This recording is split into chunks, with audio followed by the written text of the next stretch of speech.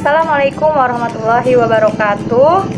Selamat pagi Bu dosen, pengampu mata kuliah menulis ilmiah. Selamat pagi teman-teman. Semoga pagi ini kita dalam keadaan sehat walafiat dan semangat walaupun tidak bertatap muka secara langsung. Pagi ini kami dari kelompok 3 ingin mempresentasikan bab 3 yang berjudul pemilihan topik dan bahan penulisan sumber pustaka. Adapun anggota dari kelompok 3 yaitu Denny Purnomo, Labibah, saya sendiri Desi Rahmatullah, dan yang keempat yaitu Pak Rahmat Hidayat. Baiklah, untuk materi yang pertama akan saya jelaskan yaitu tentang topik. Topik atau masalah. Kita semua pasti sudah tidak asing lagi dengan yang namanya topik atau masalah. Ya, topik atau masalah ini adalah sebuah pokok atau inti dari pembicaraan. Contohnya, topik atau masalah yang berada di sekitar kita itu ada banyak sekali. Misalnya saja seperti persoalan pendidikan, persoalan kemasyarakatan, hukum, dan lain-lain. Dalam hubungannya dengan pemilihan topik yang akan diangkat ke dalam sebuah karangan ilmiah, Keraf mengatakan penyusun karangan ilmiah lebih baik menulis sesuatu yang menarik perhatian dengan pokok-pokok persoalannya yang benar-benar diketahui daripada menulis pokok-pokok yang tidak menarik ataupun tidak diketahui sama sekali. Adapun hal-hal yang harus dipertimbangkan oleh penyusun karangan ilmiah dalam menentukan sebuah topik atau masalah. Yang pertama, topik yang dipilih berada di sekitar kita, baik di sekitar pengalaman ataupun di sekitar pengetahuan yang kita miliki. Hindarilah topik yang jauh dari diri kita sendiri, karena nantinya akan merepotkan atau menyulitkan kita ketika menggarap sebuah karangan ilmiah tersebut. Yang kedua, topik yang dipilih haruslah topik yang paling menarik perhatian. Sudah jelas ya? Yang ketiga, topik yang dipilih harus terpusat dan satu ruang lingkup yang sempit dan terbatas. Hindarilah pokok masalah atau topik yang menyeret pada pengumpulan informasi yang beraneka ragam atau terlalu luas ya. Selanjutnya, topik yang dipilih haruslah memiliki data dan fakta yang objektif. Hindarilah topik yang bersifat subjektif. Selanjutnya, topik yang dipilih haruslah diketahui prinsip-prinsip ilmiahnya. Dan yang terakhir, topik yang dipilih harus memiliki sumber acuan, memiliki bahan kepustakaan yang akan memberikan informasi tentang pokok masalah yang akan ditulis. Sumber kepustakaan dapat berupa buku, majalah, surat kabar, brosur, surat keputusan, dan undang-undang.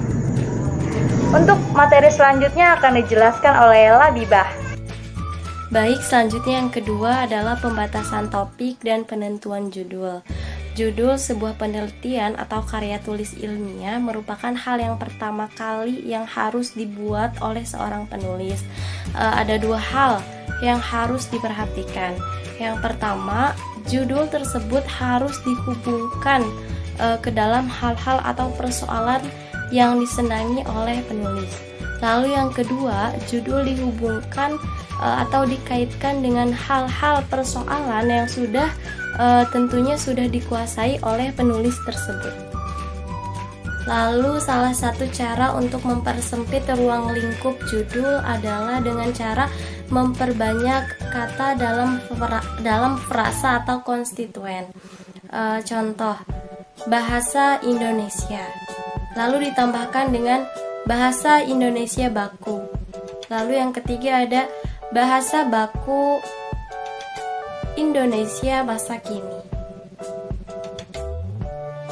Nah, dari deretan contoh kata di atas sudah jelas terlihat bahwa semakin banyak kata dalam frasa tersebut, maka ruang lingkup arti dalam judul tersebut semakin sempit.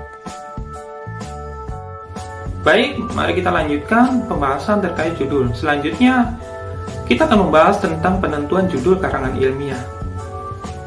Penentuan judul bisa kita mulai dengan melempar pertanyaan-pertanyaan, seperti pertanyaan masalah apa, kemudian mengapa. Masalah apa ini akan menjadi sebuah topik utama dalam karya tulis.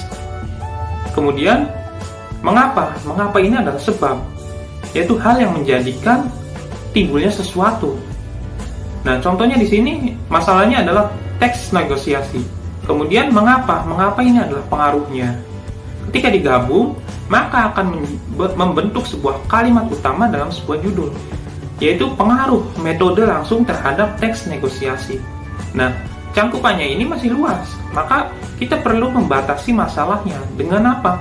Dengan melempar pertanyaan-pertanyaan yang lain. Seperti apa? Saya mengambil contoh pertanyaan, dua pertanyaan, di mana dan siapa. Nah, siapa ini akan merujuk pada objek yang akan kita teliti. Kemudian di mana adalah akan merujuk pada tempat. Misalnya, pengaruh metode langsung terhadap teks negosiasi pada siswa kelas 10 di SMK tersebut. Nah, pertanyaan-pertanyaan itu tidak akan semuanya digunakan pada penentuan judul. Kita hanya cukup mengambil beberapa pertanyaan saja, seperti itu. Selanjutnya, bahan pustaka. Bahan pustaka ini biasanya dalam bentuk buku. Kita mengambil buku biasanya di perpustakaan. Sebelum menuju ke pencarian buku yang ingin kita dapatkan, maka kita perlu yang namanya masuk ke dalam bagian referensi. Nah, bagian referensi ini biasanya berisi koleksi tentang ensiklopedia, indeks, bibliografi, kemudian atlas dan kamus yang memang akan menunjukkan kita di mana letak buku yang akan kita cari atau letak buku yang kita butuhkan. Yang pertama, mencari buku dengan katalog atau card katalog. Mencari buku dengan online katalog ini biasa kita memanfaatkan fitur internet.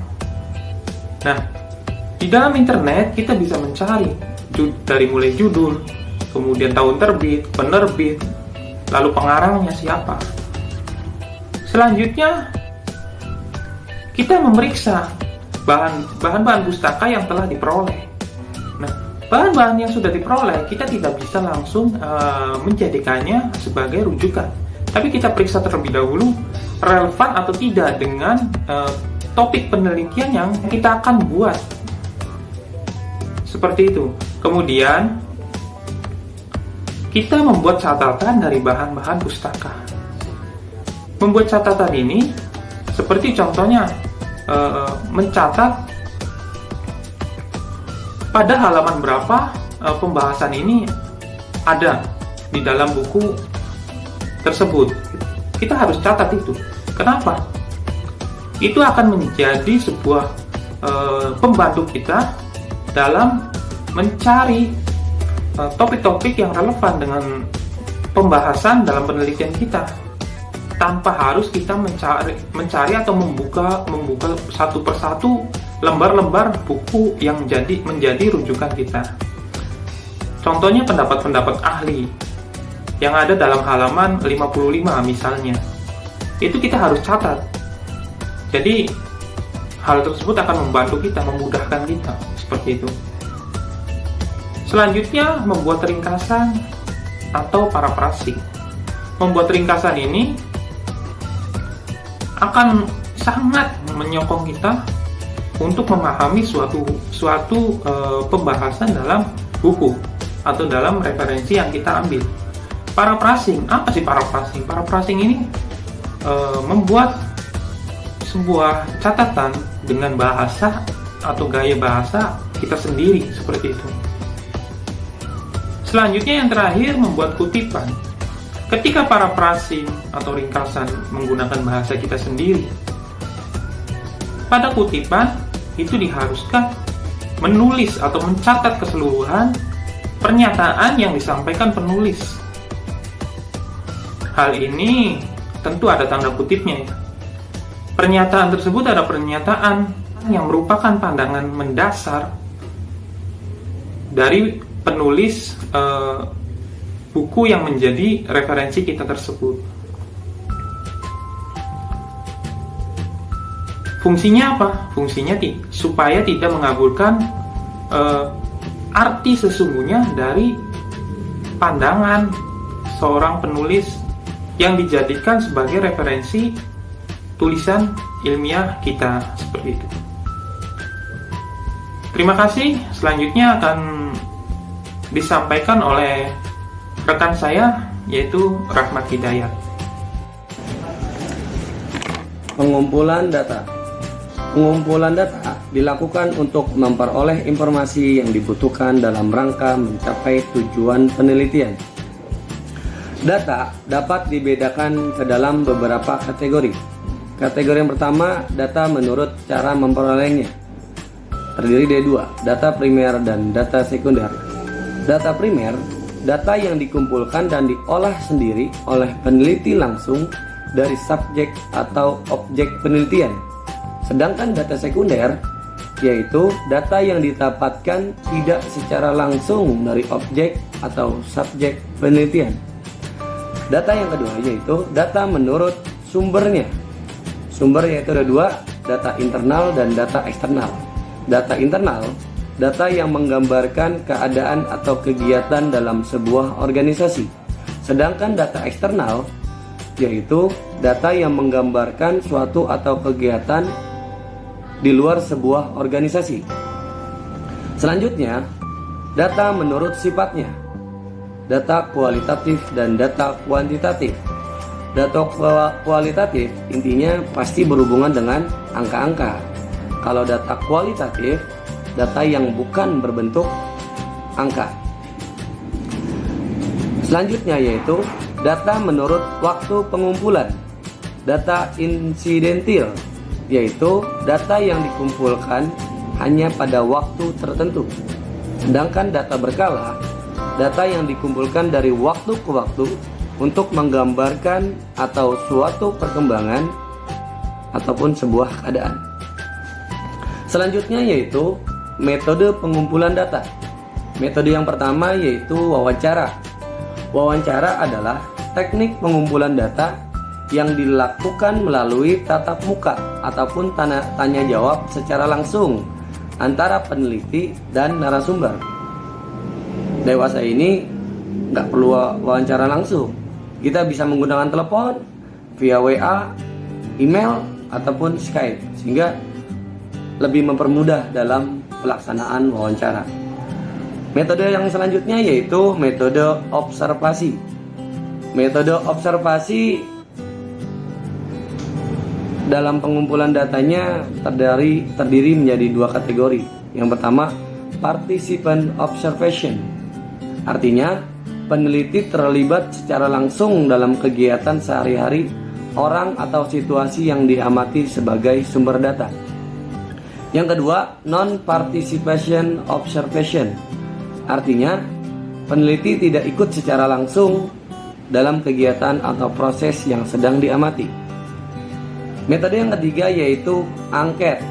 Angket ataupun kuesioner merupakan metode pengumpulan data yang dilakukan dengan cara memberi seperangkat pertanyaan atau pernyataan tertulis kepada responden untuk dijawab. Ada dua, kuesioner terbuka. Kuesioner terbuka, kuesioner yang memberikan kebebasan kepada objek peneliti untuk menjawab. Sedangkan kuesioner tertutup adalah kuesioner yang telah menyediakan pilihan jawaban untuk dipilih oleh penelitian. Yang terakhir yaitu metode pengumpulan data studi dokumen. Studi dokumen adalah jenis pengumpulan data yang meneliti berbagai macam dokumen untuk berguna dalam bahan analisis. Terbagi menjadi dua. Yang pertama, dokumen primer. Dokumen primer adalah dokumen yang ditulis oleh orang yang langsung mengalami sebuah peristiwa, disebut dengan istilah autobiografi. Sedangkan dokumen sekunder adalah dokumen yang ditulis berdasarkan oleh laporan atau cerita orang lain yang disebut dengan biografi.